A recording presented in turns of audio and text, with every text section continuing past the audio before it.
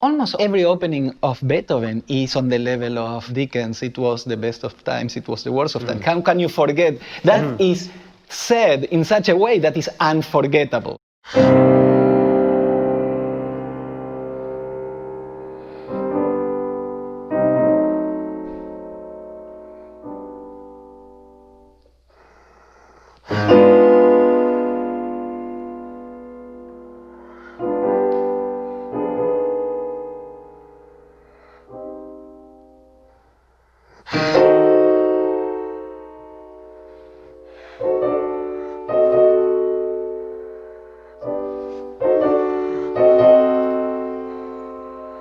You want to find that condensation of the idea to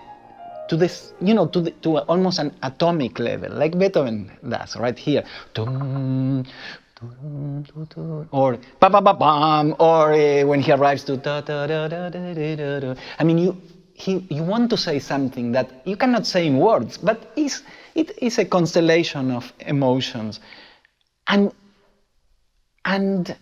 you find it. You work on it. It's there. It's almost like what Michelangelo was saying about the sculpture is there. You just have to chip away. Normally it is that. Normally it's chipping away extraneous things. Beethoven to me is the composer for whom everything, every little thing that is there in the thing can become a source of development, right? There is so much potential energy that he later on unfolds. And it could be a little dotted figure, what will happen with that, the dynamic, a contrast between piano and forte, a voicing, everything is potential energy in his themes. And then it opens up. Becomes and of course the third movement, and even you can argue if you change the middle note to this, it could even be each sonata, the construction comes from the theme, and they cannot differentiate the theme from the way he will speak in that sonata, right? I mean, so that goes to show you that for him, certain themes have to evolve one way and certain themes another way. That gives you a little bit of a glimpse that he didn't have a factory where he says, okay, I have a sonata, a theme for a sonata, and this is what's going to happen. He paid attention. I think Beethoven was the composer that paid the most attention to the immense possibilities that each of his condensed themes has. I want you to play the opening of the last sonata, because it's the same except except different. No, but it's just to compare.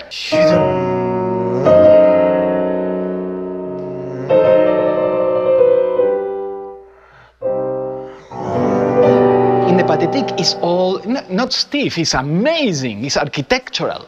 Whereas here, he gives the freedom to the gesture, and it's a very rich and improvisatory gesture, right? Here, this is more like I am an architect, and there he's like a painter, like that is, has the complete freedom of the brush. How do you become obsessed with an idea and you think, this does it hit you suddenly? Well, I'm thinking now that Beethoven and hopefully we, the lesser composers, we try to do what Einstein said, say it as simple as possible, but not simpler.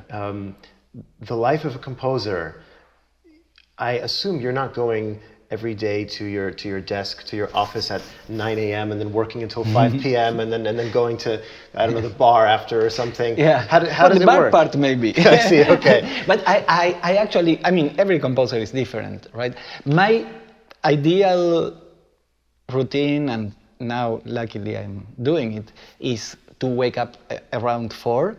In the morning? Yeah. Then I start working at around 5.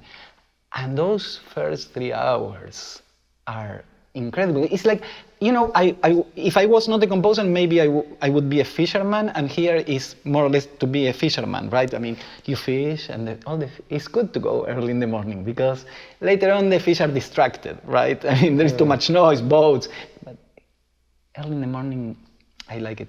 And then I keep working, but I notice that after lunch, I can orchestrate or copy, but the good ideas are in the morning for me. And when you catch a fish, do you know you caught a fish? Yeah. That's clear. Yeah. It's clear. Yeah. Mm-hmm. Okay. Yeah. Or sometimes you say, this is a good fish, but needs to be a little bigger, so let me throw it into the water, and it will come back later when it's ready to be eaten.